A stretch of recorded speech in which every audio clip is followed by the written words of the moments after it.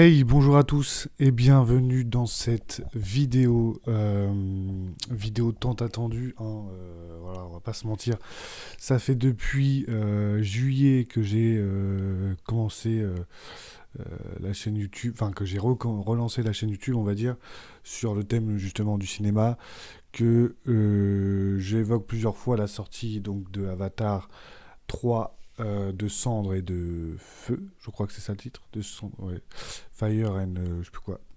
Bref, et aujourd'hui, je suis allé voir le film. Donc aujourd'hui, on va faire une review de Avatar 3.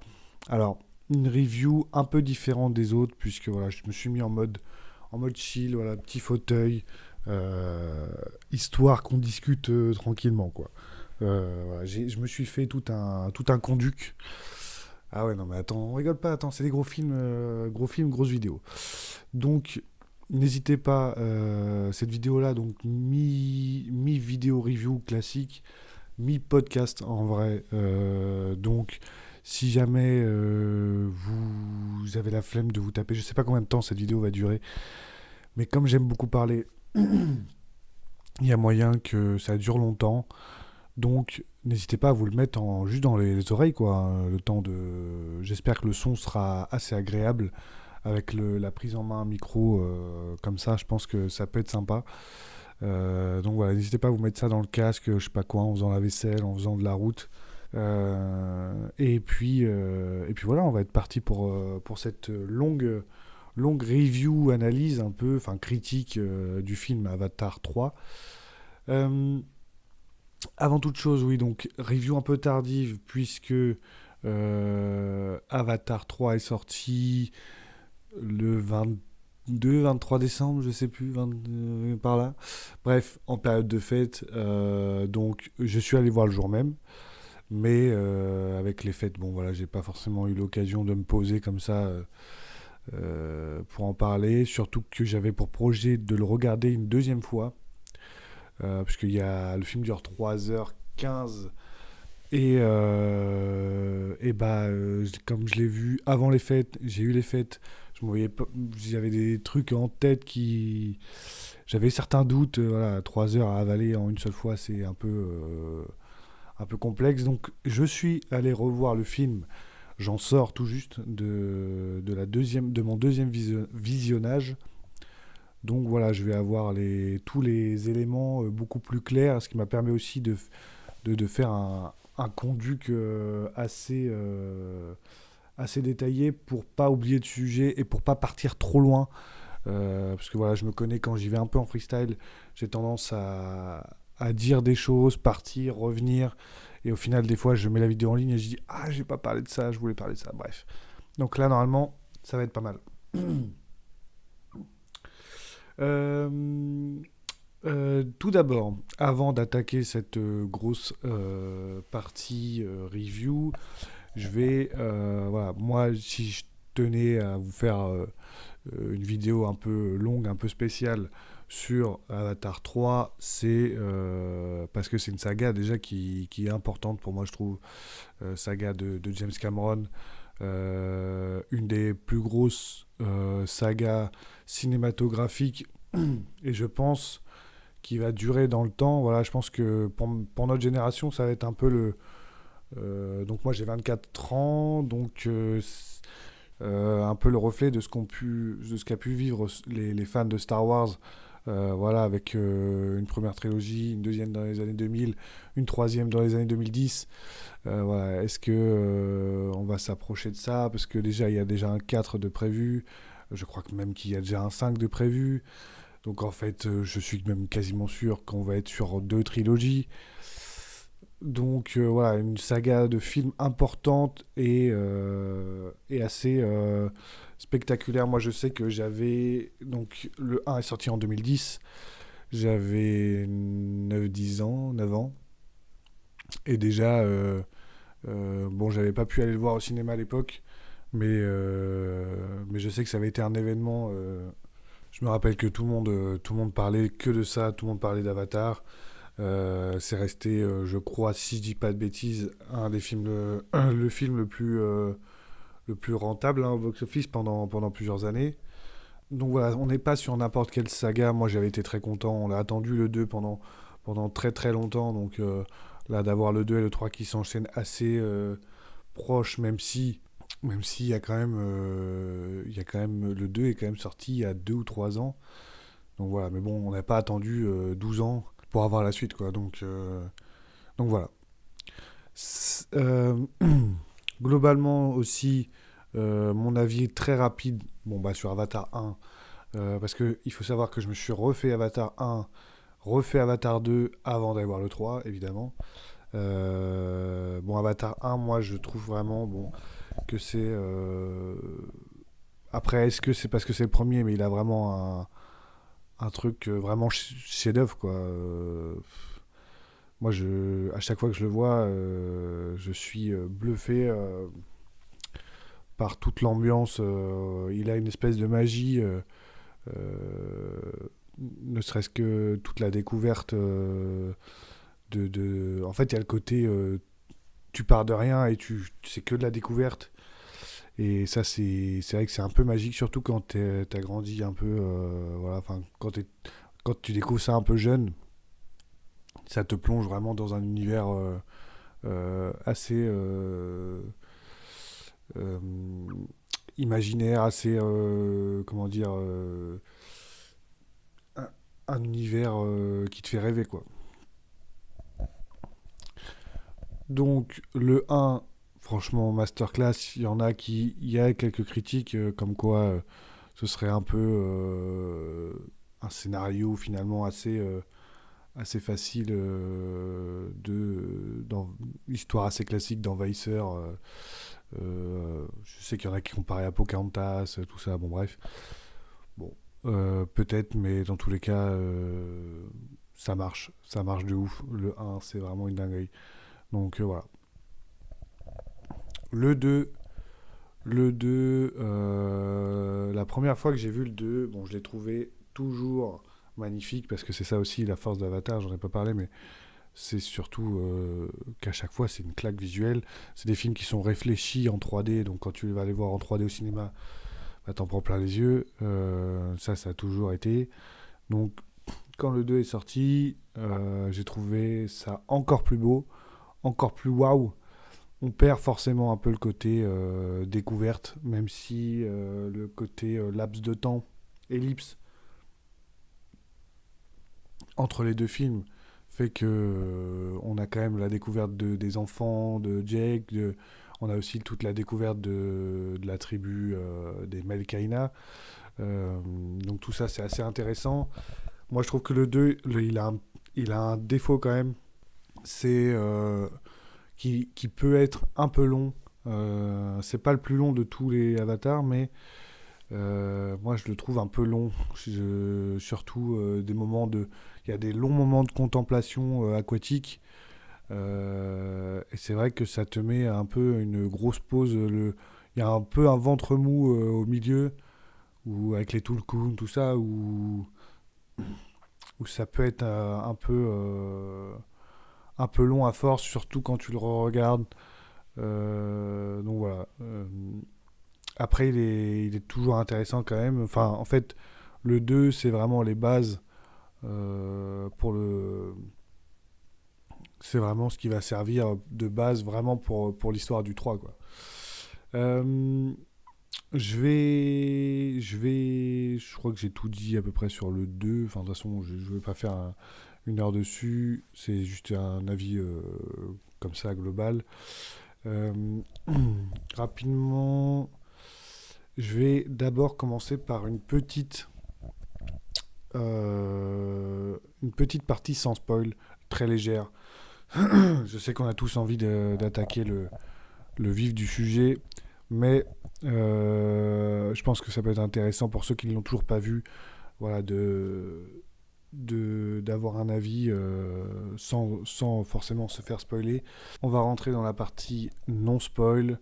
Euh, donc, comme le premier et comme le deuxième, ce Avatar 3 là, il est vraiment beau. Pareil, franchement, il n'y a pas de baisse au niveau graphisme, au niveau. spectacle, au niveau... rien que, en vrai, franchement, même si l'histoire pourrait être... quelqu'un pourrait trouver l'histoire claquée, que tu pourrais trouver ça long, que tu pourrais trouver ça ennuyant, je sais pas, tout et n'importe quoi, visuellement, tu peux pas. C'est quelque chose, quand t'aimes bien le monde de la SF, quand t'aimes bien les films de science-fiction, de découverte, quand t'aimes bien ça, voilà, c'est. Il n'y a pas mieux en fait. Je vois pas. Je vois pas, à part Avengers ou des grosses sagas comme ça, qui peuvent avoir des effets spéciaux du même niveau, mais un Avengers va être plus concentré sur les effets spéciaux enfin, de combat, tout ça, que là, c'est les décors, c'est les effets visuels, c'est les reflets, je sais pas, les couleurs. Il y a toujours une patte visuelle qui est super belle, donc rien que pour ça, déjà, si vous l'avez pas vu, bah, ça vaut quand même le coup, hein, et surtout en 3D, je pense, parce que c'est un film que si on va le voir au cinéma, autant vous le regardez sur votre télé, bon bah vous n'avez pas la 3D, bon bah voilà, vous regardez votre film tranquille. Autant, quitte à aller le voir au cinéma, franchement, c'est vraiment à voir en 3D. Je veux dire, là, c'est quasiment obligatoire. Donc, toujours sans spoil, le Avatar 3 commence vraiment à la suite directe du 2. Voilà, on dirait, c'est limite un. Enfin, tu regardes le 2 et le 3, c'est limite un seul film en fait. Voilà. Il n'y a pas la grosse démarcation comme entre le 1 et le 2 où il s'est passé des années, où les personnages ont évolué, où voilà, on retrouve des personnages qui ont vécu en notre absence. Là, non. Là, il y a les événements du 2, on enchaîne. C'est tout de suite, c'est limite le début du 2, c'est la fin du. Le début du 3, c'est la fin du 2, limite. Donc, donc ça, je m'attendais, moi, je m'étais imaginé quand même qu'il y aurait au moins, peut-être pas encore 5 10 ans, hein, mais qu'il y aurait au moins une période de peut-être 6 mois, 1 an entre la fin du 2 et le début du 3. Mais non, c'est vraiment la suite directe, ce qui est pas plus mal au final.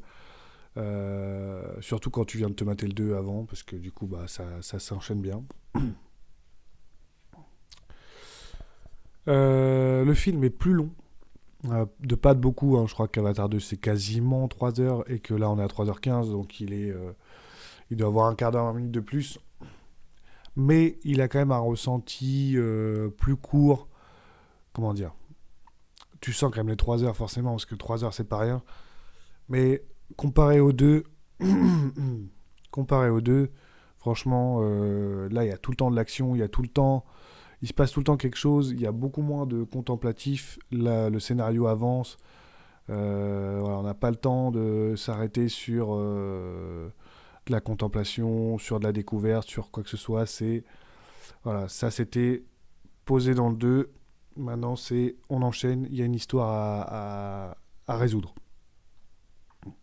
Donc voilà, ceux qui ont été un peu réticents du 2 par sa longueur, vous pouvez aller voir le 3. Il n'y a pas de souci, vous n'allez pas être là en mode c'est bon, on a compris, et tout le coup, et je sais pas quoi, et vas-y, il se passe quelque chose ou pas. Euh, Aussi, alors, petit avis, toujours sans spoiler, je vais pas dévoiler des éléments de scénario, mais le 3 apporte beaucoup d'éléments qui je trouve, moi, ou alors j'ai loupé des trucs, mais qui sortent un peu de nulle part, ou du moins qui ont été un peu mal introduits. Voilà, notamment, qu'est-ce que je pourrais dire sans spoiler, euh, des populations ou des types de, pareil, des types d'évolution, on va dire. Je- voilà, je peux pas trop dire trop, mais en gros, il y a des éléments qui sont dans ce film-là, des nouveaux éléments, des trucs qu'on n'a pas vus dans le 1 ni dans le 2, qui sortent un peu, voilà, qui sont soit ça aurait dû être amené un peu en amont et ça l'a pas été, soit ça aurait dû dans ce film-là prendre plus de temps pour C'est ça le problème aussi quand tu fais un film de 3 heures. euh, Enfin, en fait, c'est compliqué quand tu as trop de choses à montrer et tu peux pas faire 10 films de 5 heures, quoi. Donc, ils ramènent des nouveaux éléments, des nouveaux éléments de l'or et de la nature, tout ça, mais ça manque un peu de. Ça manque d'introduction, quoi. Ça manque de. On se dit, mais ok, bon, bah ça sort d'où? Ok, bon, bah, ça, d'accord. Enfin, on se dit, bon. C'est un peu comme dans le 2, le fait qu'il y a un clone de Quaritch en Avatar qui arrive. Bon, après, c'est dès le début du film, et puis il y a eu une longue pause entre les deux, donc ça passe mieux. Mais t'es un peu là en disant, ah, attends, moi, ça, c'est possible, ça, de faire ça, de mettre une mémoire, machin. Enfin, entre guillemets, dans la SF, tout est possible, mais voilà. C'est toujours plus fluide quand ça vient de. Quand c'est bien expliqué en amont, quoi. Aussi, qui dit une histoire plus concentrée, une histoire plus dense, une histoire plus intensive, plus détaillée, dit forcément aussi plus de petits trucs ou petits éléments de scénario, de petits enchaînements où tu te dis, ah, voilà, c'est peut-être l'un des films qui, en termes de crédibilité, en termes de, pas de cohérence, mais il y a des moments, il y a certains moments, je reviendrai dans la partie spoiler, il y a des moments où tu dis, bon, c'est un peu abusé quand même, enfin, je veux bien, mais bon, il y a des, voilà, jusqu'ici, je trouvais que, au niveau des combats, au niveau de, même si dans le 2 déjà, il y a un peu ce côté où tout le monde est immortel, bon, sauf le grand frère, comment il s'appelle, pas Loak, mais Neteyam, malheureusement. Mais sinon, tu te dis, bon, ils sont tous capturés au moins une fois, il n'y en a pas un qui meurt, voilà, bon. Bah, le 3, sans rien dire, il y a aussi des éléments comme ça où tu te dis, bah, c'est bon, au bout d'un moment, ils- les mecs, ils sont immortels ou comment ça se passe? Bon, bref. Je vais pas en dire plus. Je vais vous laisser mais à côté de ça, par contre, il y a aussi plein d'éléments super cool, plein d'éléments de scénario hyper sympa. Voilà, l'histoire est quand même sympa, donc ça vaut quand même le coup d'aller le voir. Moi, au final, même s'il y a plus de petits éléments comme ça, un peu abusés que dans les deux d'avant, j'ai quand même bien kiffé le film. Voilà, je pense que le plus important pour une critique sans spoiler, c'est de vous dire mon ressenti. Moi, je vous dis d'aller le voir, c'est quand même un bon film. Et puis de toute façon, Avatar, voilà, je pense que si ça fait autant d'entrées, c'est pas pour rien. C'est parce que tout le monde veut voir ça, quoi.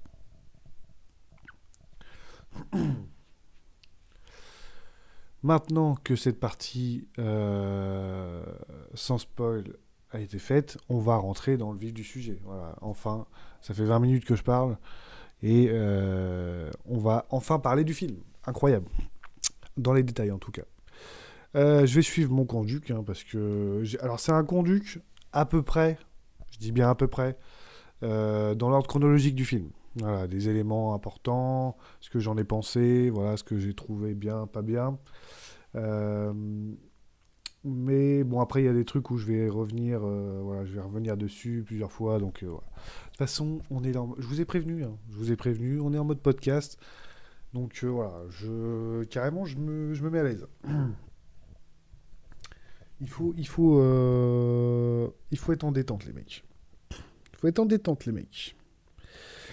Donc, le film commence sur une scène où on voit Loak et justement bah, son frère qui est mort dans le 2, je l'ai dit tout à l'heure, hein, Neteyam. Et en fait, donc on comprend que soit c'était une scène d'avant, soit c'est un rêve ou quelque chose. Et en fait, donc c'est Loak qui est connecté à l'arbre de vie ou l'arbre des morts, enfin bref, l'arbre des esprits, bref.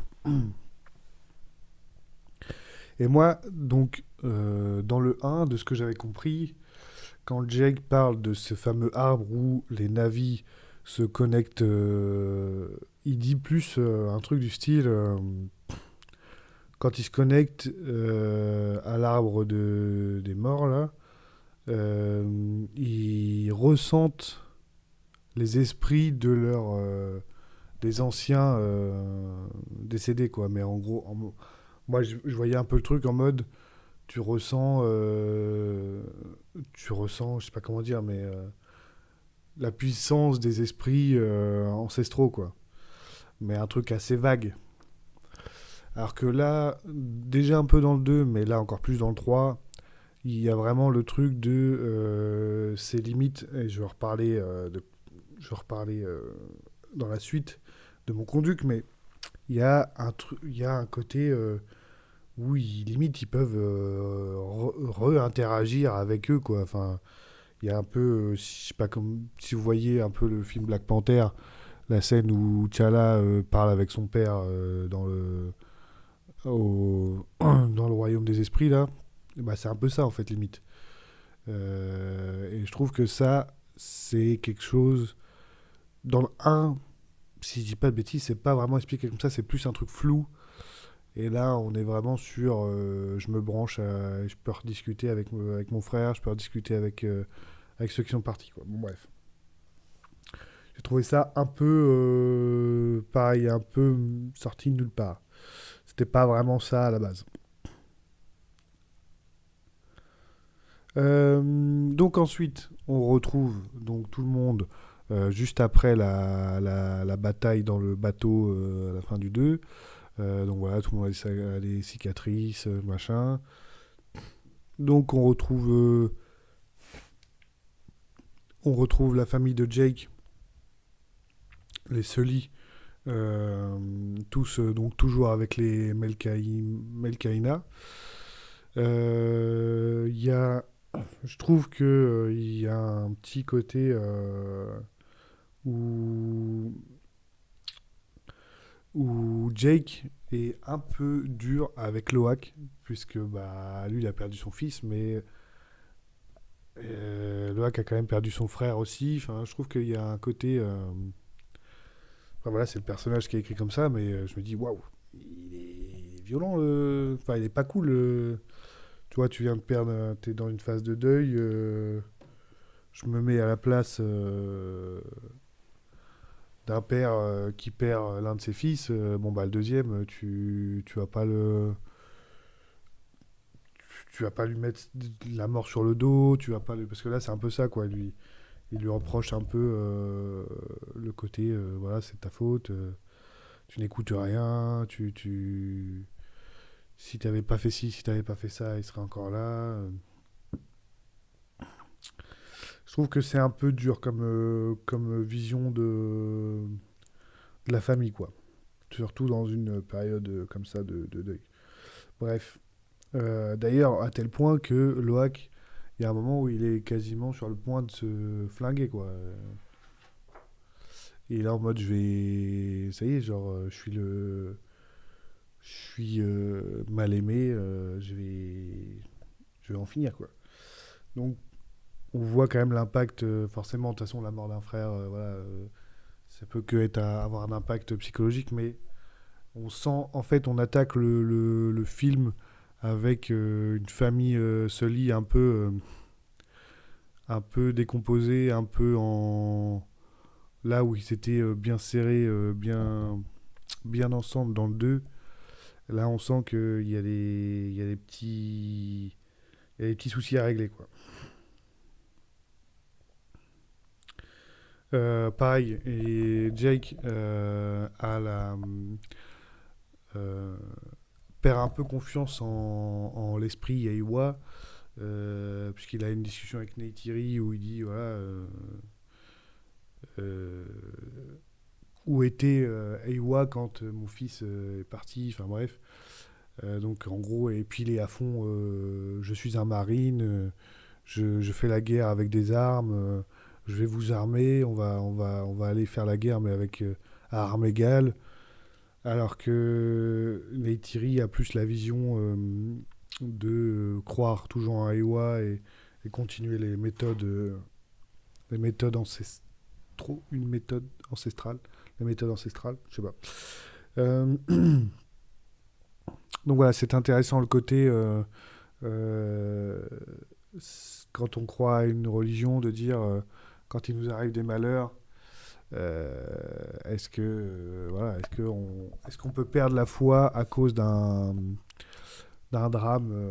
Je trouve la question intéressante. Voilà, pour tous les croyants, tous ceux qui croient avoir une religion, peu importe laquelle, quand il nous arrive quelque chose de grave, est-ce que on est encore en droit est-ce qu'on, enfin, d'avoir la foi jusqu'au bout, même dans les pires moments. Je trouve ça vachement intéressant, l'opposition entre les deux. Euh, Il y a un moment, il y a un truc, j'ai trouvé ça un poil, euh, pas dire débile, mais il y a un moment où Jake dit, voilà, parce que Spider arrête pas d'avoir des problèmes avec son masque. D'ailleurs, ça, faut qu'on m'explique. J'ai pas compris. Alors, apparemment, ça marche sur batterie, mais pas sur oxygène. Donc, c'est juste une histoire de convertisseur, en fait, j'ai l'impression. C'est-à-dire, si j'ai bien compris, vu que ça marche uniquement avec une batterie, donc ça doit être un système qui doit adapter l'air ambiant à l'oxygène humain, quoi. Donc, donc apparemment, il n'y a pas de bonbonne à oxygène, c'est juste un truc sur batterie, un équipement électrique, quoi. Mais, donc il doit changer de casque assez régulièrement. Alors ça, c'est pareil, c'est un élément que dans le 2, j'ai pas souvenir que Spider devait changer son casque tous les 5 minutes. Alors est-ce que le fait qu'il bascule un peu entre les deux camps euh, retire cet élément du film, ou est-ce que c'est quelque chose qui a été un peu oublié et mis là pour le scénario dans le 3, mais c'est un truc qui sort un peu de nulle part. Alors on sait qu'ils ont besoin des casques pour respirer, mais jusqu'ici on n'avait jamais eu une notion de batterie, de tout ça, quoi. Donc je me dis, ça sort un peu de nulle part. Et surtout, comment ils gèrent ça? Parce que là, on a l'impression que ça fait plusieurs jours qui vivent ensemble. Enfin, on l'a déjà vu vivre avec la famille. Il y a un moment, c'est quasiment un membre de la famille. De toute façon, ça, on va revenir aussi. Mais c'est quasiment un fils à part entier à lui-même. Donc, comment ils gèrent ce truc-là au quotidien? J'ai pas compris. Alors, ils ont des masques de secours. Mais à chaque fois, il y a qu'un masque de secours. Mais quand le masque de secours, il a plus de batterie, mais en fait, il y avait un autre masque de secours. Donc, voilà. Et comment ils font est-ce qu'ils rechargent les batteries? Comment? Je sais pas. Bon, bref, c'est pas trop expliqué. Ça sort un peu de nulle part.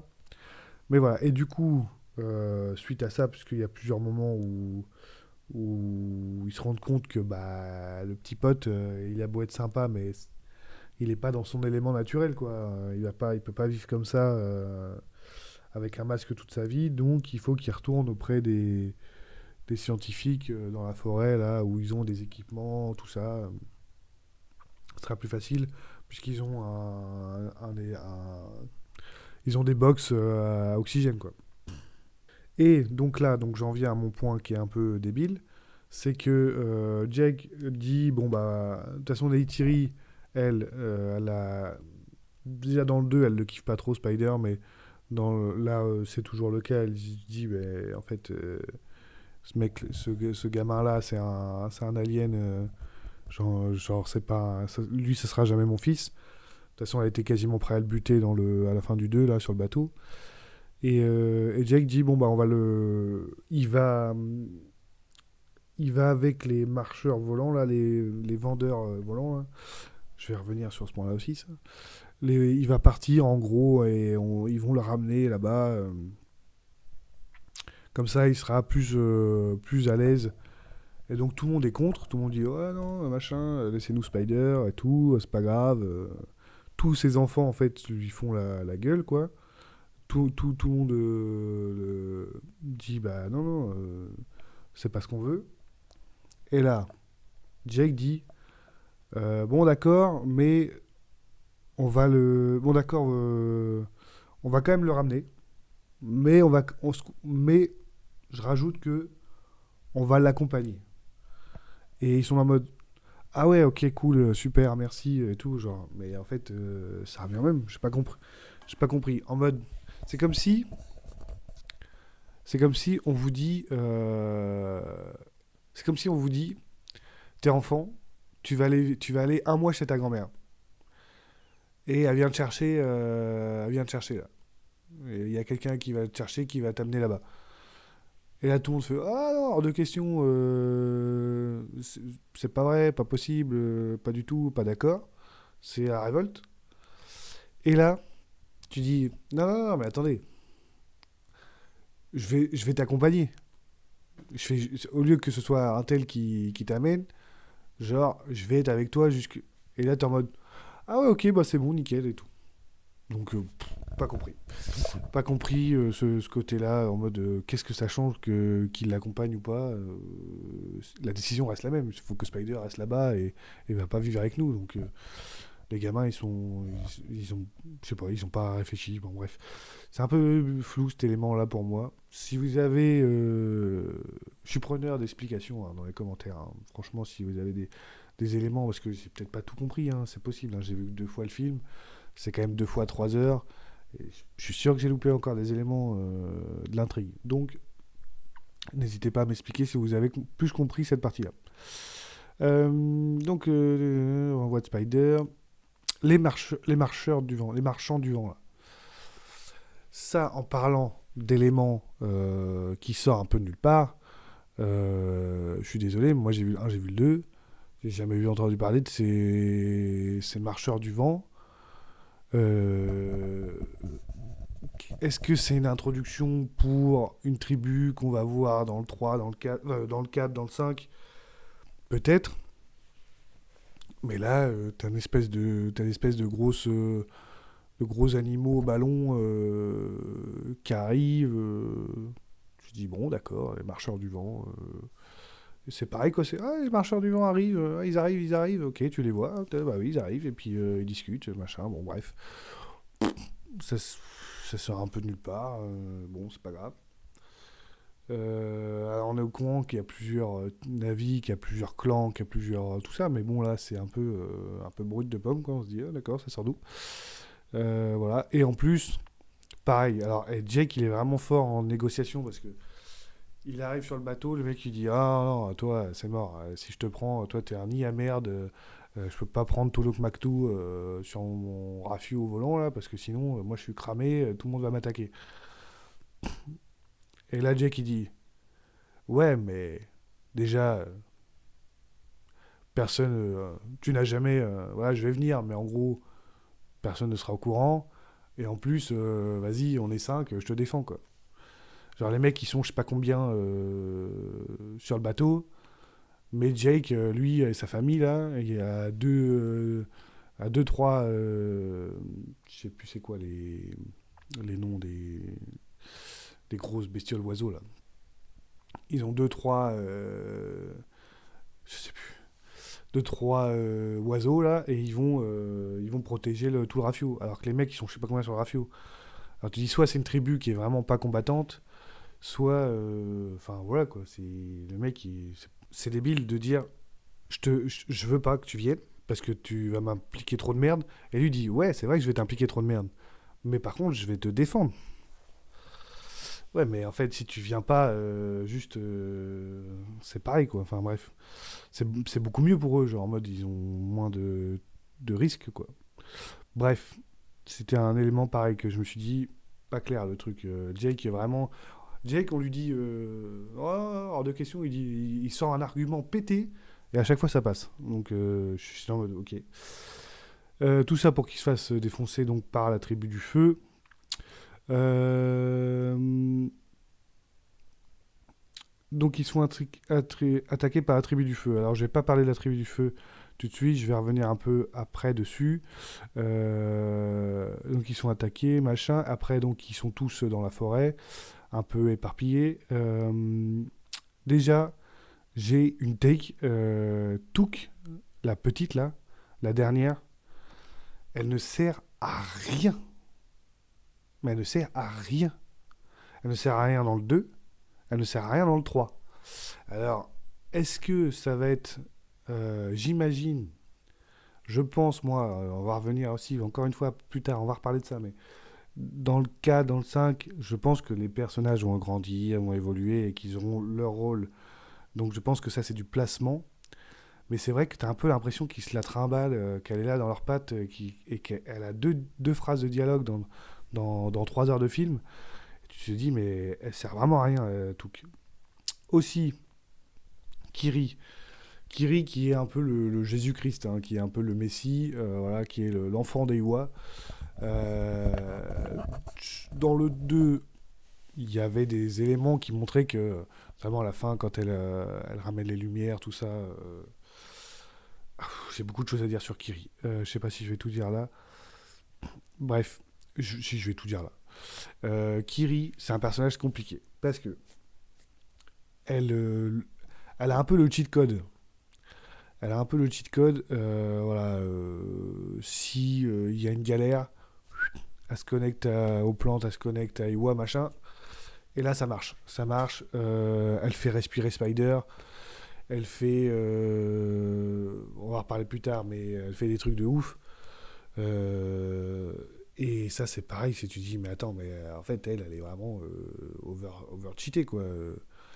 Alors, je veux bien que ce soit l'enfant d'Eiwa, tout ça, mais elle passe vraiment je découvre que j'ai des petits pouvoirs à tout de suite, je fais des miracles, quoi.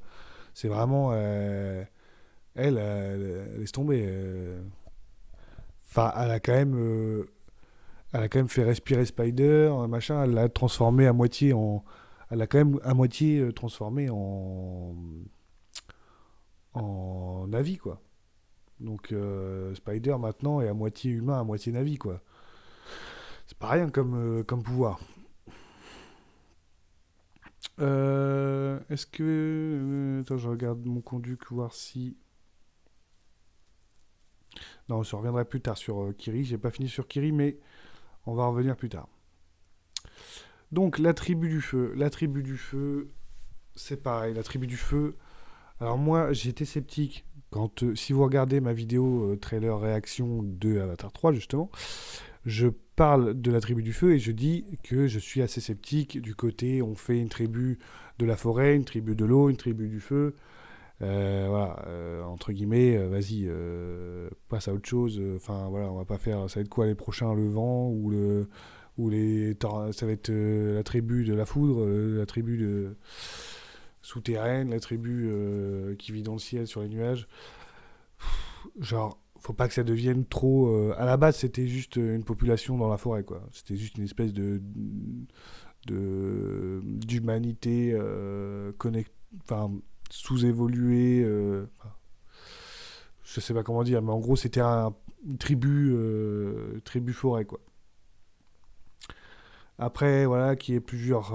Déjà, ils nous ont montré donc une deuxième race, entre guillemets, hein, puisque bon, c'est toujours des navis, mais euh, les Meikaimans, là, je sais plus quoi, là, Meikaina, là, Melkaina, ils ont quand même des mains différentes, ils ont une queue différente, ils ont la couleur différente, ils ont les yeux différents, ils ont pas mal de choses différentes, donc il y a une deuxième race. Après, en plus, là, la tribu du feu, en fait, c'est juste des. Ça va parce que c'est juste des navis, des navis de la forêt, mais qui ont. Alors, alors, je vais parler longtemps de la tribu du feu parce que ça me dérange, cette tribu. Pourquoi ça me dérange? Alors, l'histoire de cette tribu, c'est que donc il y a eu le feu dans la forêt, machin, et qu'en gros, pareil. Donc là, on rejoint un élément que j'ai dit plus tôt. euh, Elle a perdu tout son village, enfin quasiment tout son village dans les flammes. Et donc elle s'est dit, bah, en gros, Ewa c'est de la merde, je renie ma croyance envers le dieu plus ou moins avéré, quoi. Parce qu'en plus, là, vraiment, Ewa, il est au-delà d'une croyance populaire, il est plutôt. C'est assez fondé, quoi. Il y a des éléments, il y a des trucs. Il y a des arbres de vie, il y a tout ça, quoi. Il y a des trucs qui peuvent quand même. C'est pas uniquement. Enfin, c'est une religion, mais c'est une religion, entre guillemets, un peu basée sur du réel, quoi. Donc, c'est pas juste comme nous, les croyances humaines, où c'est la- du ressenti pur, quoi. Là, il y a vraiment des bails qui se passent, quoi. Donc, elle renie complètement la religion. Alors, elle nous explique que elle a maîtrisé le feu. J'ai pas tout compris ça. Il faudra m'expliquer parce que elle trempe ses doigts dans les flammes. Ok, elle balance des petites graines dans le feu. Le feu il fait. Et puis elle l'envoie descendre dans le pif. Tout d'un coup, toi, tu es un peu folklore et elle a un tatouage sur la main qui te fait peur. Et apparemment, elle aurait moitié des pouvoirs de voyance. C'est complexe. C'est complexe, mais c'est surtout mal introduit, mal expliqué. On comprend rien. On sait qu'est-ce qui se passe. Voilà, ça a mérité de vraiment de. Parce que là, c'est juste elle nous fait un speech de 3 minutes en nous disant bon voilà, je suis la tribu du feu, c'est ça mon histoire et c'est ça que je peux faire un peu. Ok, mais genre pareil, ça sort un peu de nulle part. Euh, et genre, c'est pareil. Moi, je m'attendais à une tribu, quoi.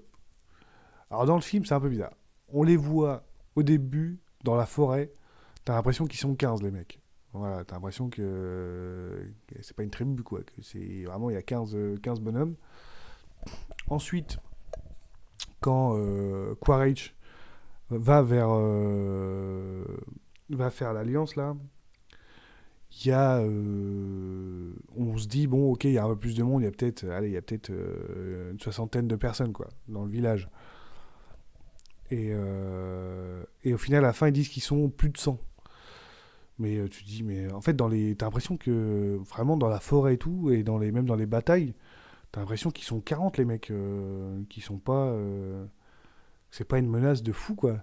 Et surtout, alors enfin maintenant qu'ils sont armés avec les mitraillettes et tout ça, machin, ils ont un côté où ils ont une certaine force, une certaine menace au niveau par rapport aux autres. Mais autant avant, bon, je peux comprendre que le côté flamme, ça puisse faire peur pour la tribu de la forêt, forcément, parce que bon, le feu et la forêt, c'est pas forcément le meilleur bail, mais à côté de ça, enfin, les mecs, ils ont pas l'air d'être. Enfin, c'est pas une tribu je sais pas, de 500 navis, quoi. Donc, juste, ils se pointent de temps en temps, ils raquettent les mecs à la tribu du vent, je sais pas quoi. En fait, c'est un peu des randoms, les mecs. C'est un peu une secte. En fait, c'est une secte Navi, un peu folklore. Et puis, qui a pas vraiment. C'est pareil, c'est quoi vraiment leur objectif? Parce que certes, ils croient pas en Ewa. Certes, ils font des pillages. Mais c'est quoi le. Elle, en fait, elle veut. Avec 40 bonhommes, elle veut dominer toute la planète, en fait. C'est un peu. Voilà, c'est mon ressenti. Après, peut-être que j'ai pas tout compris, ou peut-être que c'est juste mal expliqué aussi. Bref, j'en étais où? Ah oui, un- j'ai oublié 2 points dans mon conduct, donc je vais revenir un peu en arrière. Donc il y a quand il tombe dans la forêt. Alors, il tombe dans la forêt, et donc il y a une collaboration forcée entre Quaritch et Jake, qui est un peu intéressant, hein, puisqu'on on a vraiment les deux ennemis sacrés qui sont obligés de s'entraider puisqu'ils ont un ennemi commun. Ils sont traqués par la tribu du feu, justement, donc en fait, ils n'ont pas le temps de se mettre sur la gueule parce que la priorité c'est de sauver leur famille, leurs enfants respectifs. Euh, et donc, ça, j'ai trouvé ça assez sympa quand même que. Vas-y, tu les vois quand même. Parce que c'est deux personnages emblématiques. Et du coup, de les voir collaborer un petit peu, bah tu dis, ah, il se passe quelque chose, quoi. C'est un peu intense, quoi. Donc ça, j'ai bien aimé. Euh, et c'est surtout la relation Spider-Quaritch. Cette relation-là, pareil, elle est un peu compliquée. J'ai du mal avec... je trouve que Quaritch, surtout dans le 3, c'est vraiment... Spider, c'est sa priorité limite. Alors, autant après, ça peut s'expliquer par le fait qu'il arrive à respirer, donc il y a un intérêt stratégique à tout ça, mais au-delà de ça, il y a, euh, il y a quand même un côté affectif, alors qui se voit un peu dans le 2. Alors est-ce que c'est le fait que Spider l'ait sauvé à la fin du 2 qui a vraiment accentué ce trait de caractère de Quaritch, parce que vraiment au début du 2, limite il dit t'es pas mon fils,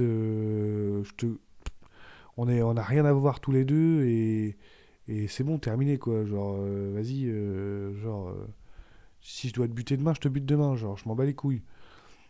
Et dans le 3 c'est tout l'inverse. C'est vraiment genre, t'es mon fils, voilà, truc, tu m'as sauvé, il faut que, voilà, je vais te parler de ta mère, je vais te parler de tout ça.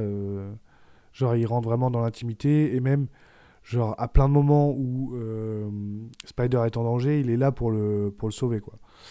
Et donc, c'est un peu, tu dis, mais c'est un peu un retournement de veste, ce qui peut se comprendre par le fait qu'il a été sauvé par son fils, mais tu te dis, ok, il y a vraiment un changement de mentalité au niveau de Quaritch. Ce qui va amener aussi à un autre point que je vais arriver plus tard, que je vais parler plus tard. Tout que c'est- Il y, a il y a un petit élément, bon ça c'est juste un petit truc que j'ai noté, mais euh, il y a la générale des armées là, la grosse générale, enfin la grande générale, la petite justement générale avec la casquette là, avec son exosquelette. Elle, c'est la directrice générale des armées, enfin c'est la chef, la boss quoi. C'est elle qui dit, c'est elle qui mène le bateau quoi, des armées. Et elle, dans le 3 là, je trouve qu'elle se fait vraiment marcher dessus par Quaritch, alors que c'est censé être sa supérieure. C'est bien ce qu'elle lui dit, même au début du 2. Elle lui dit par contre, on t'a fait revenir, mais tu vas être sous mes ordres, mon coco. C'est moi qui donne les ordres, et puis tu vas faire ci, tu vas faire ça, tu vas partir en mission. C'est moi qui t'ai ramené ici, donc voilà. Et en fait, là, dans le 3, c'est vraiment. Squarich, il est en mode, mais qu'est-ce que tu vas faire en fait genre, t'es qui? Même à un moment, elle lui dit vous êtes radié, vous allez être suspendu de vos fonctions. Et Quaritch, il continue normal, genre, il continue à donner des ordres, il continue à. Enfin, je dis, elle est vraiment nulle, quoi. Elle sert vraiment à rien. C'est une directrice en carton, quoi. Enfin, je sais pas, fais-toi un peu respecter, quoi. Tu bannis un mec, tu le laisses pas vagabonder, faire ce qu'il veut, donner des ordres, je sais pas quoi. Bref, ça c'était juste un petit truc. Putain, on est déjà à 50 minutes et j'ai pas encore fini de tout dire. Euh,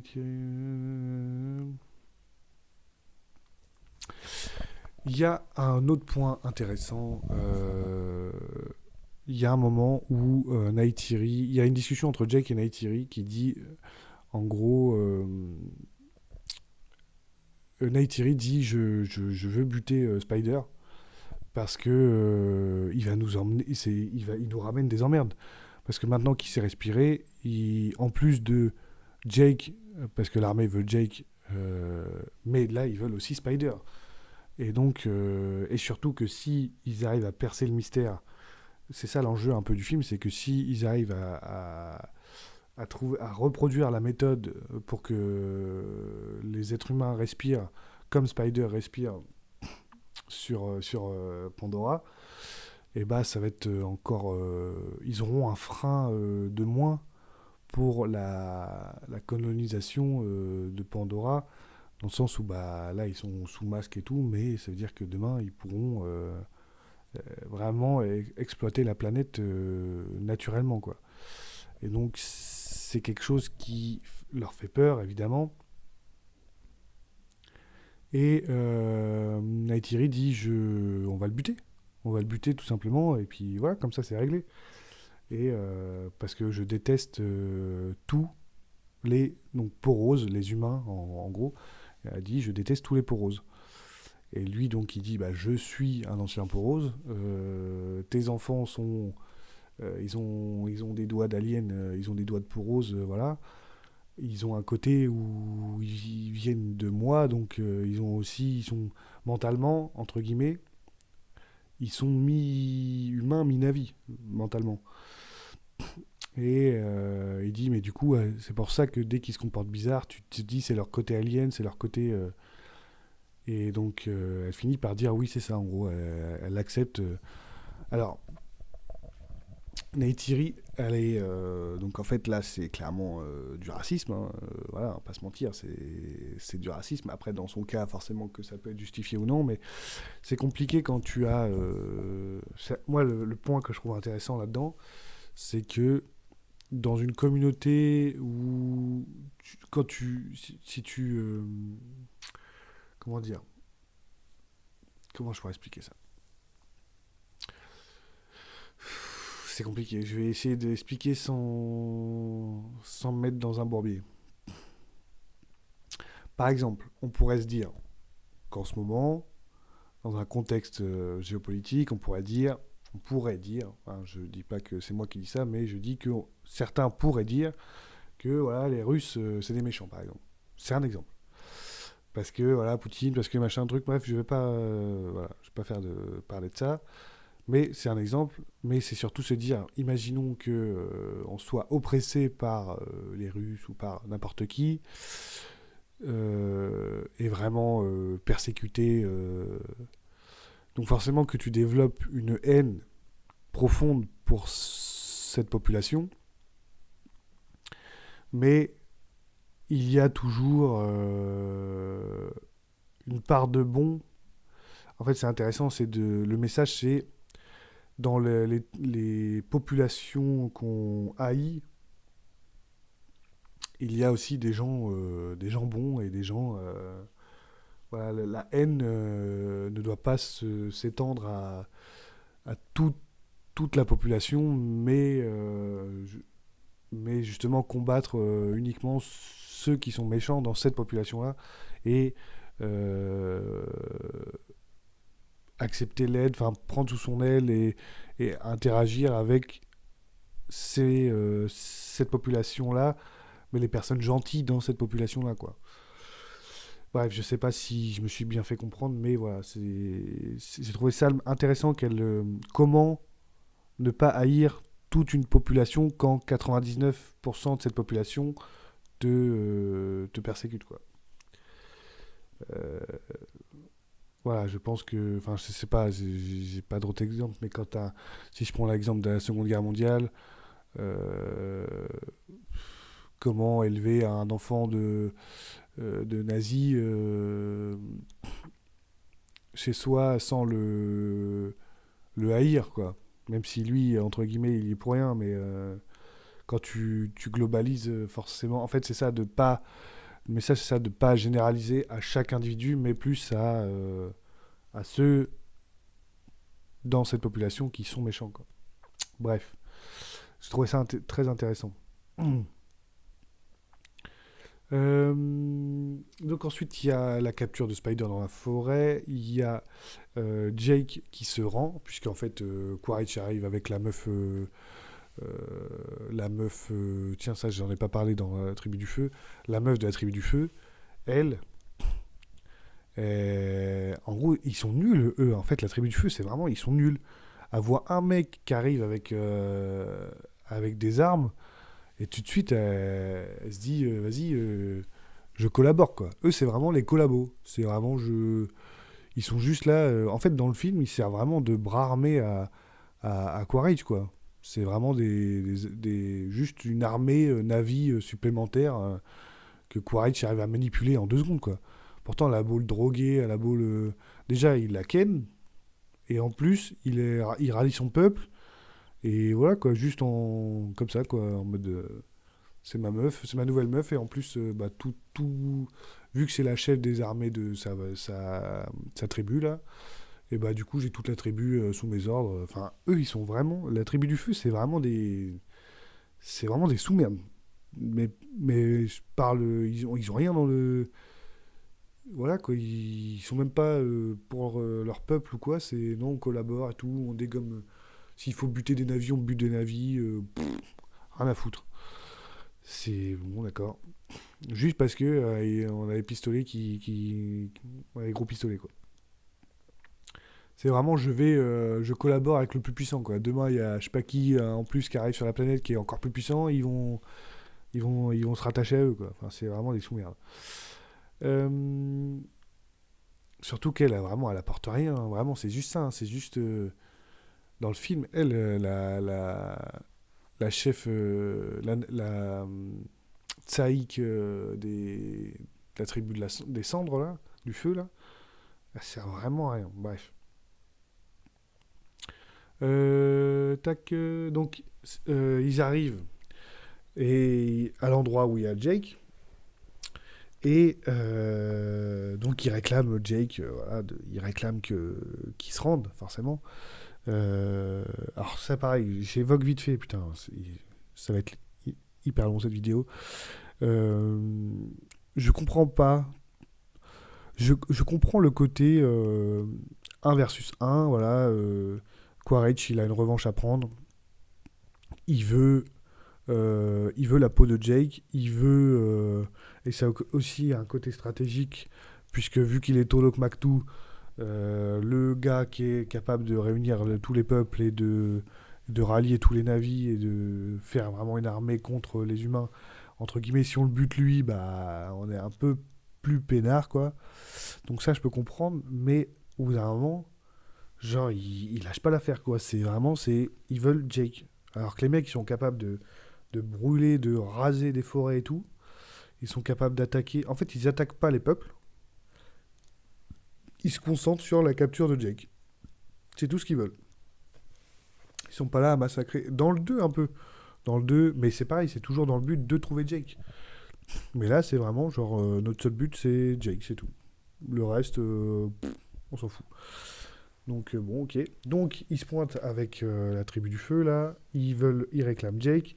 Jake se sacrifie, dit bon voilà, emmenez-moi, voilà, vous m'avez eu, vous laissez tout le monde tranquille, mais mais je me rends. Mais ça c'est pareil, c'est un peu con puisque ils veulent coloniser Pandora, donc il y a forcément un moment où même si tu te rends, il y a forcément un moment où ils vont revenir pour coloniser. Donc c'est pareil, c'est un peu, je me rends dans le vide, quoi, parce que c'est que partie remise. À un moment donné, c'est sûr que même s'ils te butent là, ils vont revenir, con- ah, je galère, coloniser. Donc bon, intérêt stratégique à court terme, quoi, pas à long terme. Surtout qu'en plus il dit à Neytiri, il dit, ce n'est que partie remise, je reviendrai. Donc Jake est capturé. Et là, donc il est mis dans une cage. Il est mis dans une cage et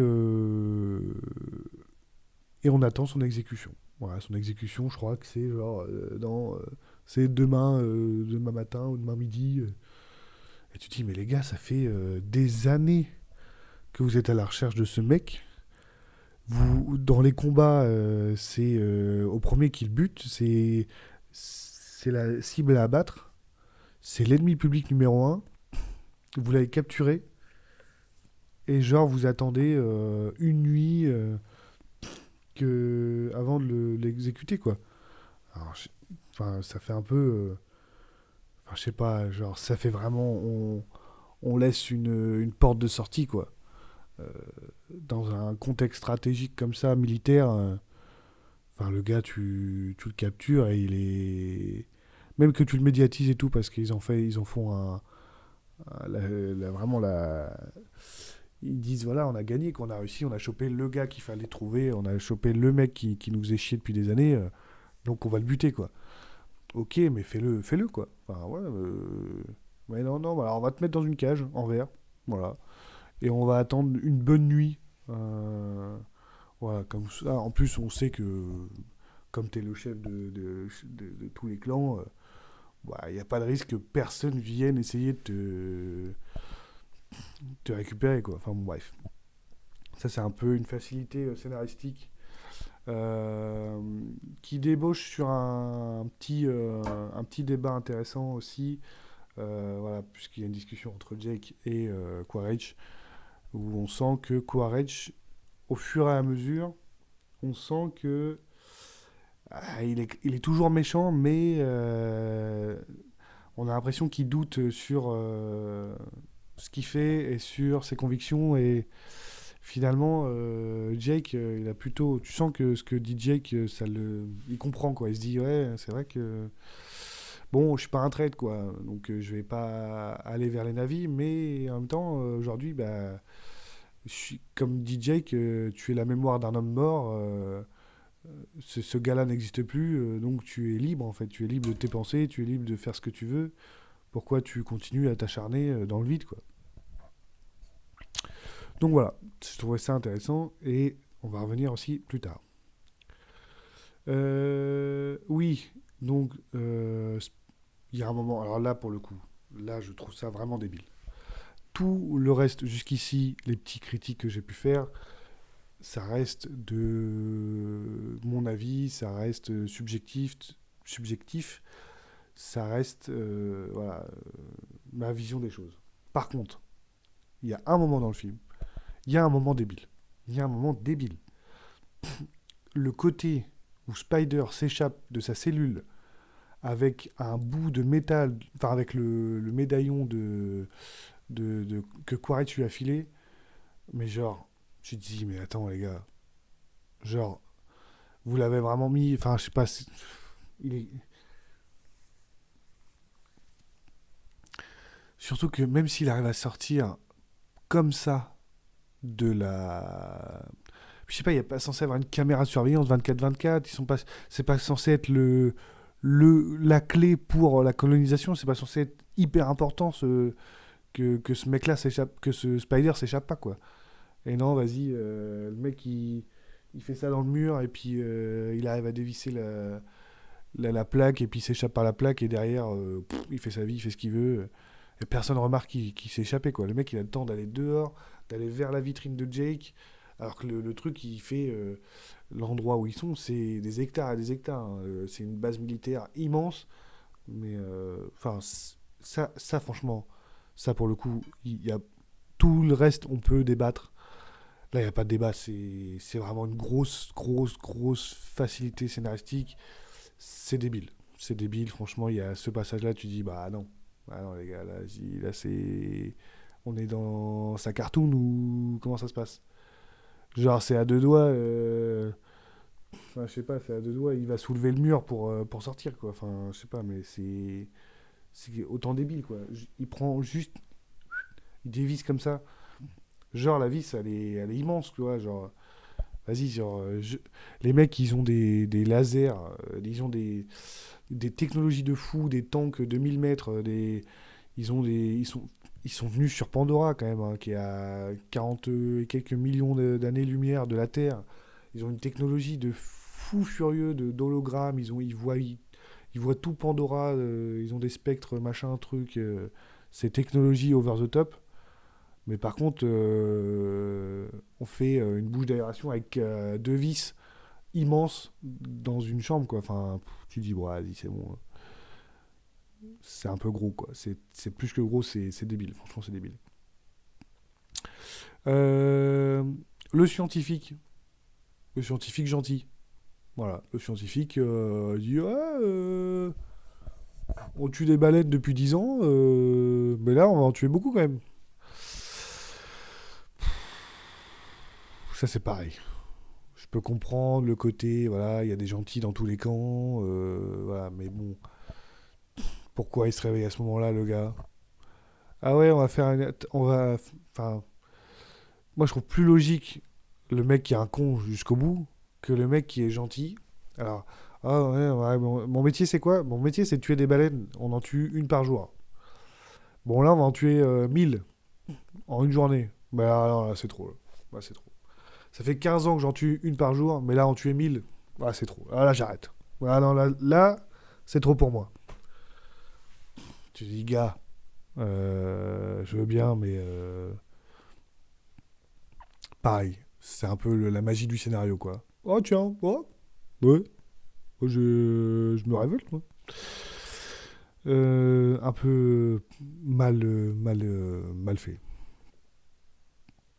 Après, encore une fois, ces films, il y a trop d'éléments en fait. Il y a des éléments qui devraient sauter, il y a des trucs qui. Voilà, je pense que dans le scénario, si tu veux tout faire bien, le film je sais pas, il dure le double, quoi. Euh, donc, le scientifique et Neytiri. Alors, Neytiri, vraiment la bosse. Moi, dans ce film, je trouve que Neytiri, elle est vraiment. C'est le personnage du 3. Franchement, c'est elle la bosse. Elle se prend une flèche dans la gueule au début, elle survit et tout. Elle se fait soigner, machin. Elle revient à la charge. Elle se maquille. Elle chope le beeper et tout pour passer tranquille. Franchement, Neytiri de tout le film, c'est vraiment la bosse. Même à la fin, on va revenir, mais franchement, du début à la fin, Neytiri, magnifique. Par contre, je veux bien que ce soit la bosse, mais t'as Jake, t'as Spider, bon, t'as le scientifique qui aide un peu, et t'as Neytiri. Donc, t'as ces quatre personnes-là pour faire échapper Jake. Et les mecs, ils arrivent à s'échapper. Les mecs sont à 3 contre 1 million, quoi. Vraiment, il y a des. C'est la base militaire, quoi. C'est vraiment un complexe immense, machin, truc. C'est des hectares de base militaire. T'as je sais pas combien de millions de soldats là-dedans. Et vas-y, t'as pas de tourelle, t'as pas de sécurité. Enfin, je sais pas, genre. Je sais pas. Ils sortent un peu, c'est vraiment, ils sont immortels, quoi. Et vraiment, ils arrivent à sortir de la base en volant. Comme ça, hop. Ils sont trois, ils volent, tac, c'est bon, ils sortent de la base. Il n'y a pas des trackers qui sont envoyés, il n'y a pas des. Genre les mecs qui sont pas au taquet pour les. Je sais pas que c'est quand même l'ennemi public numéro un qui devait se faire buter qui s'échappe, quoi.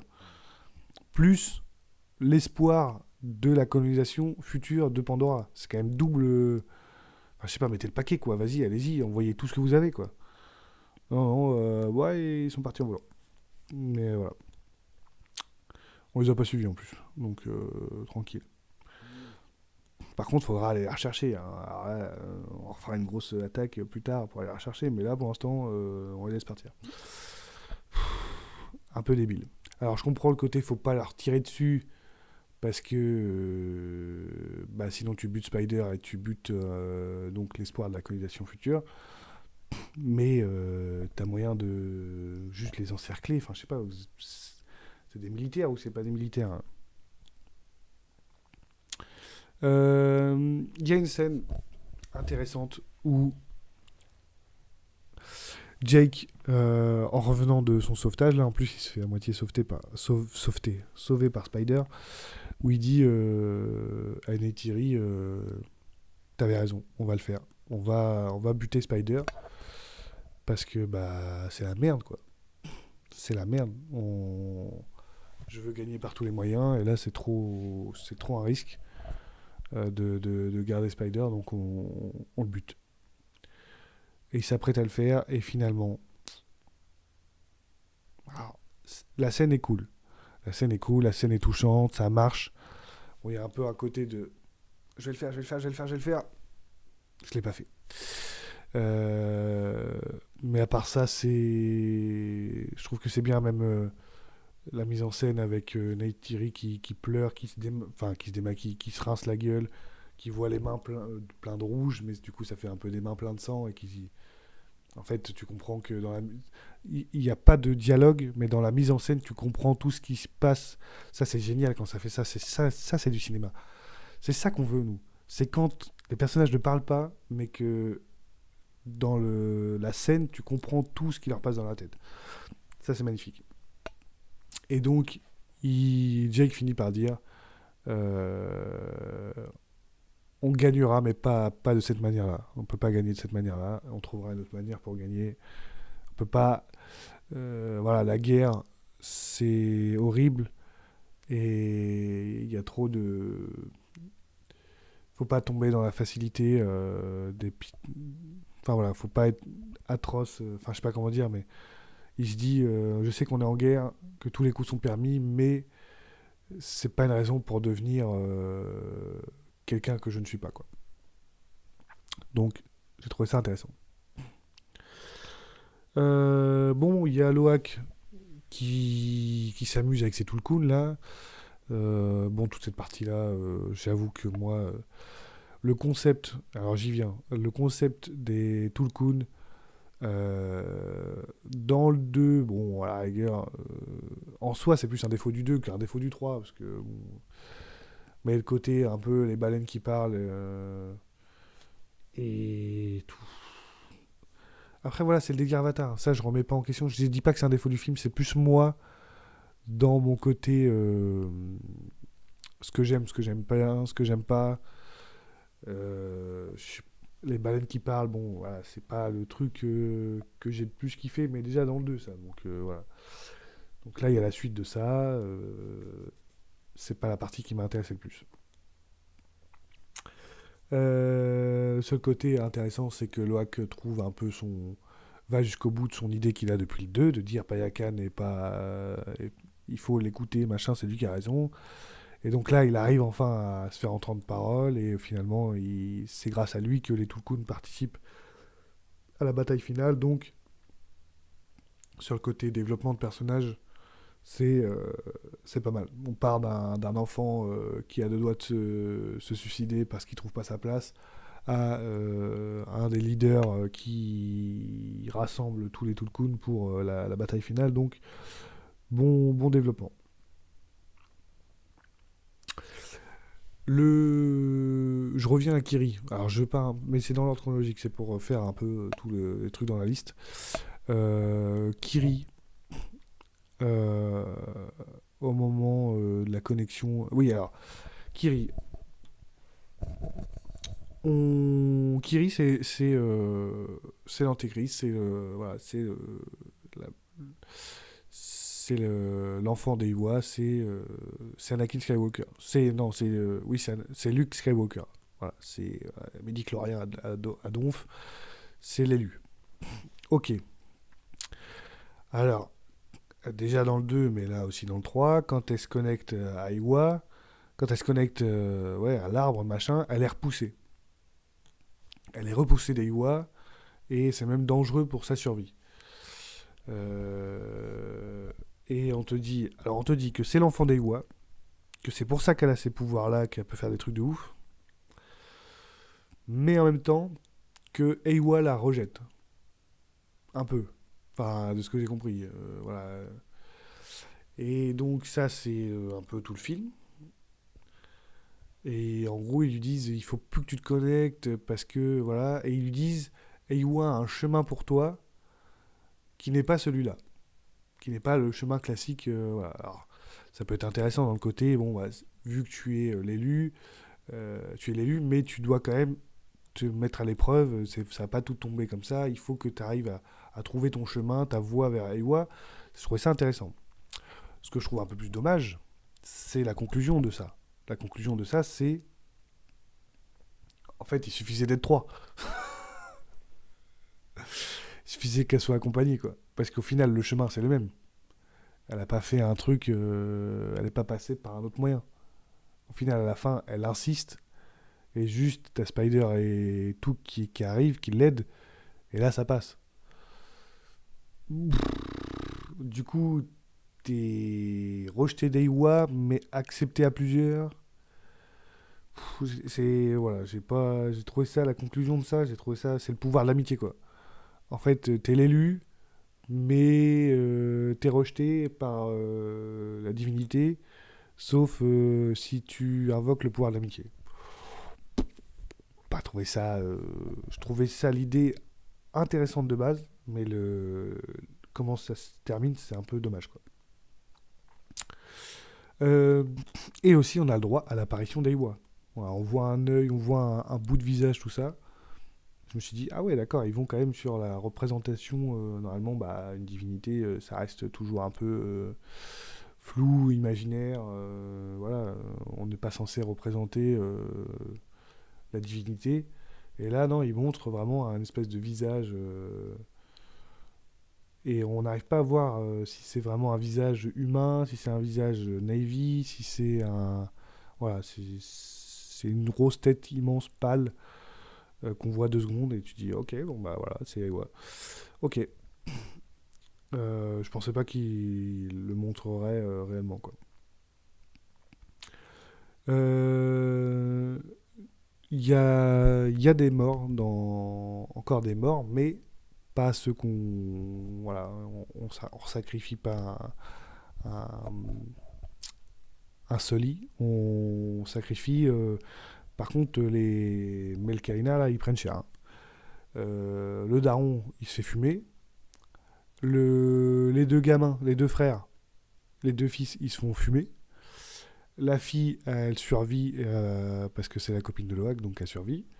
Et la daronne, Kate Winslet, là, la Tsarik Melkaina, et bah, elle meurt, mais elle meurt en bravoure, entre guillemets, puisqu'elle sauve, elle accouche avant de mourir, et voilà, donc on a, comment il s'appelle, Prir, il lui dit, ton nom est Prir. Et c'est pas un prénom, quoi, c'est juste un Prir. Je sais pas comment il le dit, c'est un peu, ça fait un peu ça. Mais je crois que c'est Prir. Et Et donc je pense que ça va faire partie. Voilà. Donc en fait, la famille Sully, c'est vraiment hyper. Alors, tu as un fils pur sang, on va dire. Une fille adoptée qui est en réalité la fille de. Je sais plus comment elle s'appelle. Voilà. Et en même temps, l'enfant un peu d'Aiwa. T'as bon, une autre fille pur sang aussi. T'as Spider, du coup, qui devient un peu le fils qui à la fin est vraiment accepté de tout le monde et devient un peu le fils, enfin un autre fils de la famille, quoi. Et là on va avoir donc Prir, la fille de la Tsaïk Melkaina, mais adoptée par Neytiri. Donc dans la suite on risque de voir tout ce beau monde grandir, évoluer ensemble, ça peut être sympa. Euh, donc ça c'était sympathique. Ensuite, je vais essayer de rusher à la fin, mais bon. Euh, la grosse bataille finale dans le Vortex. Pareil, le Vortex, j'en parle. Le Vortex, on le voit. Je crois qu'on le voit vite fait dans le 2, mais là on le voit surtout dans le 3. Et c'est pareil, ça. Autant. Enfin, c'est pas trop expliqué de comment ça marche, pourquoi c'est là, qu'est-ce que ça fait. Parce que dans le 1, quand ils montrent les montagnes suspendues, ils disent que c'est qu'un espèce de vortex gravitationnel. Enfin voilà, c'est une phrase. C'est juste une phrase. On ne sait pas beaucoup plus comment ça marche, mais ils disent que voilà, il y a un délire avec la gravité, ce qui fait que les montagnes sont suspendues.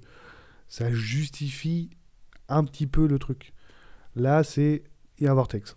Voilà, il y a un espèce de gros vortex, une espèce de grosse masse, enfin je sais pas, un truc puissant qui tourbillonne, quoi.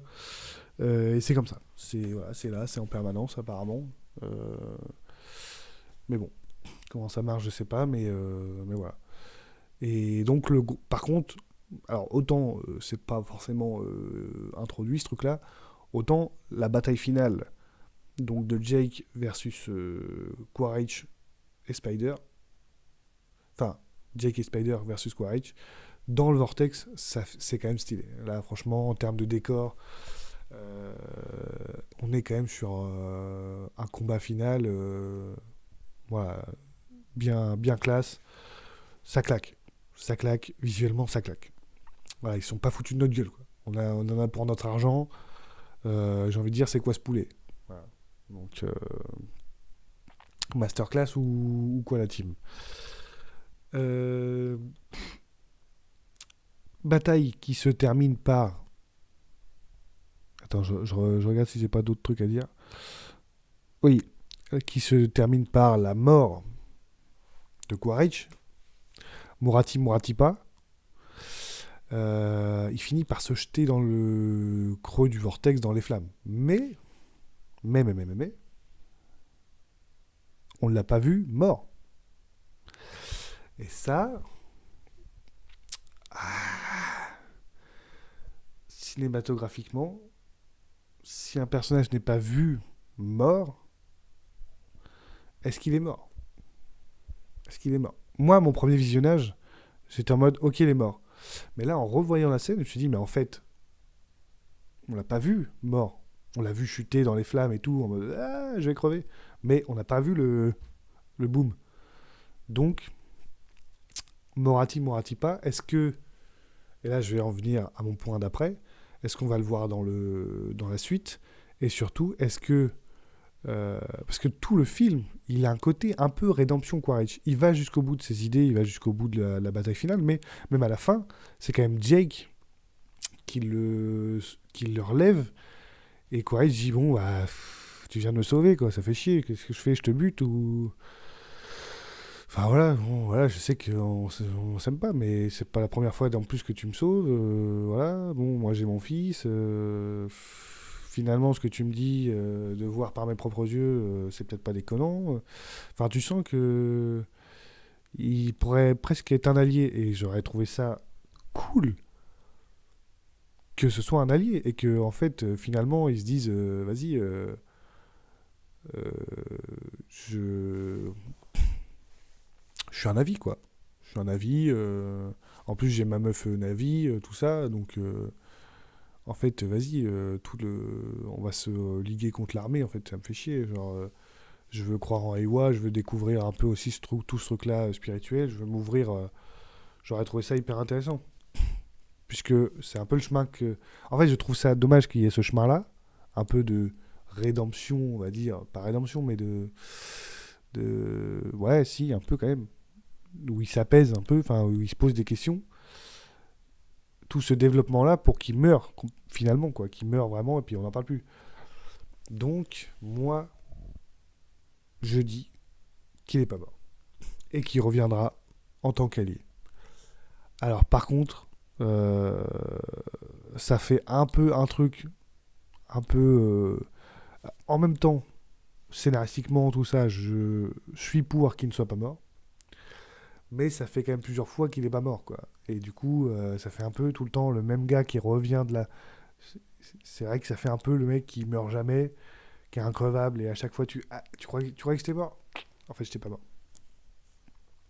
C'est pareil, la meuf des flammes, là, la Tsaïk du feu, là, elle est pas morte non plus, juste elle se barre. Donc est-ce qu'elle l'a pas chopé dans les flammes en dessous, et en mode ils se sont barrés tous les deux? Peut-être. À voir. À voir.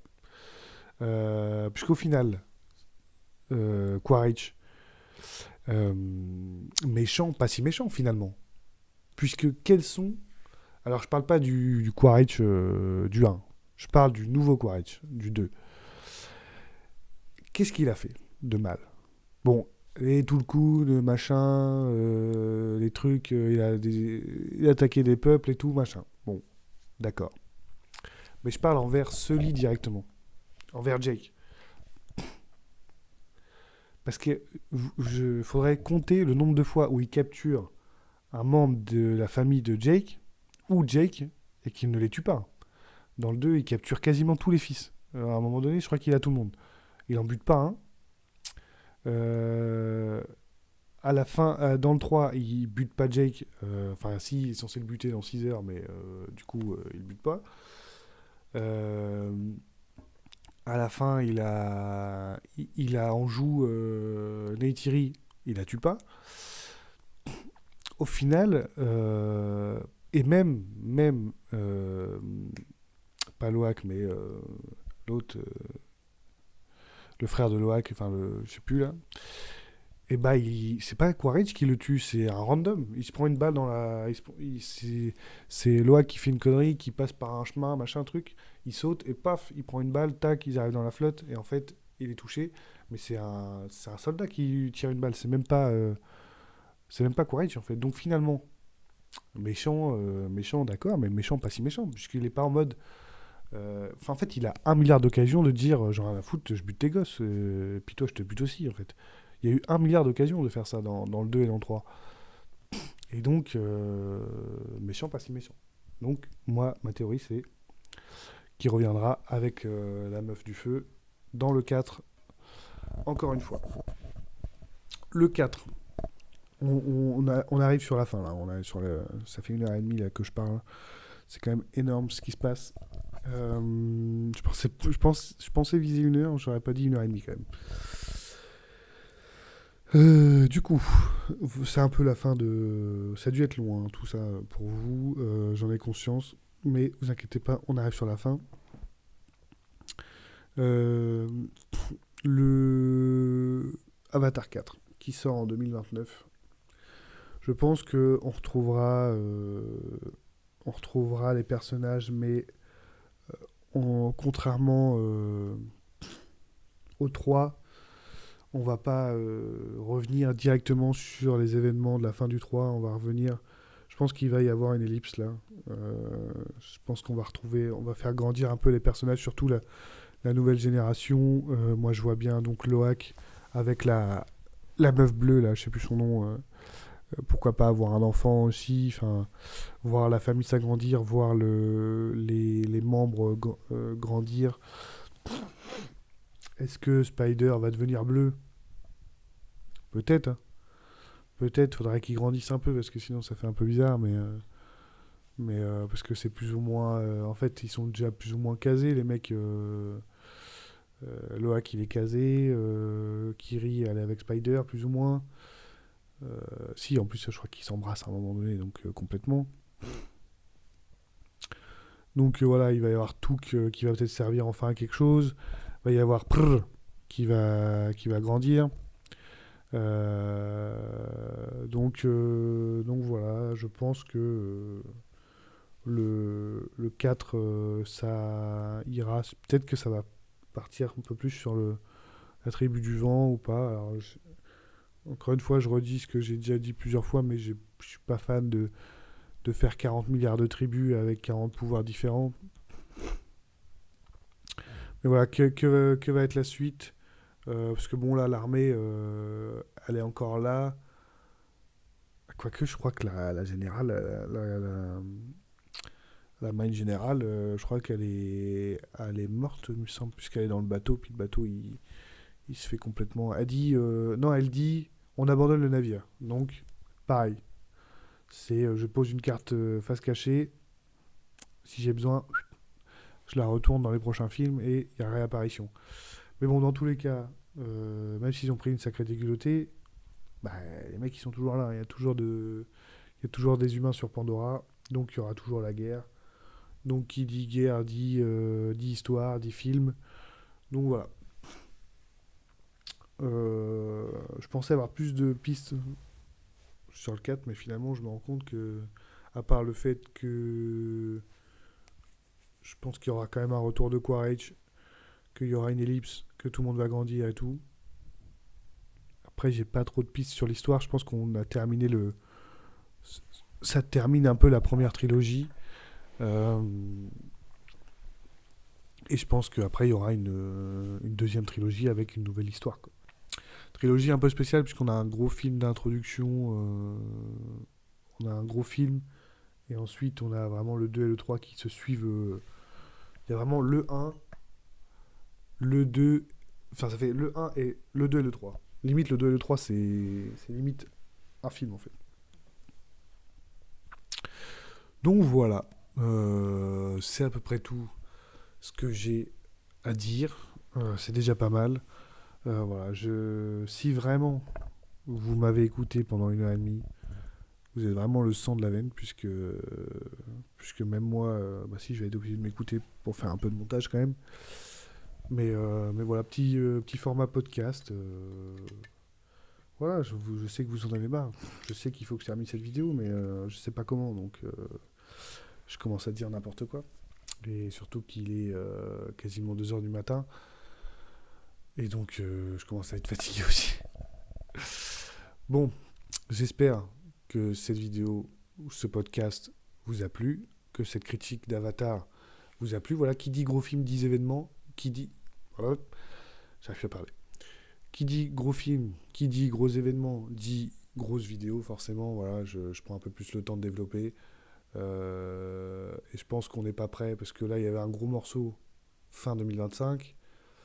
Le prochain gros morceau, c'est fin 2026. Avengers Doomsday, les gars. La Avengers Doomsday, je pense que c'est pareil, la vidéo va durer 1000 ans. Sur ce, je vous laisse liker la vidéo si ça vous a plu. Partagez à ceux qui ont vu Avatar. Partagez cette vidéo, voilà. Et surtout, dites-moi en commentaire les éléments avec lesquels vous êtes d'accord avec moi ou pas d'accord avec moi. Je rappelle que ce n'est que mon avis. Petit jeu de mots, sans le vouloir, mais excusez-moi, mais quand même à cette heure-là, je prends. Ce n'est que mon avis sur le film et que tout le monde a le droit d'avoir un avis différent tant que ça reste un échange constructif. Il n'y a pas de souci. Donc voilà, n'hésitez pas, moi je serais hyper intéressé de savoir quelle a été votre vision du film, ce que vous avez apprécié, ce que vous n'avez pas apprécié. Donc n'hésitez vraiment pas à écrire dans les commentaires, je répondrai évidemment, puisque j'ai que ça à foutre. Donc voilà. Et puis on n'est pas encore 1 million d'abonnés, hein, loin de là. Donc je pense que je vais répondre à vos commentaires. Voilà, c'est obligé. Donc voilà. Et puis je sais pas quelle sera la prochaine vidéo sur cette chaîne YouTube.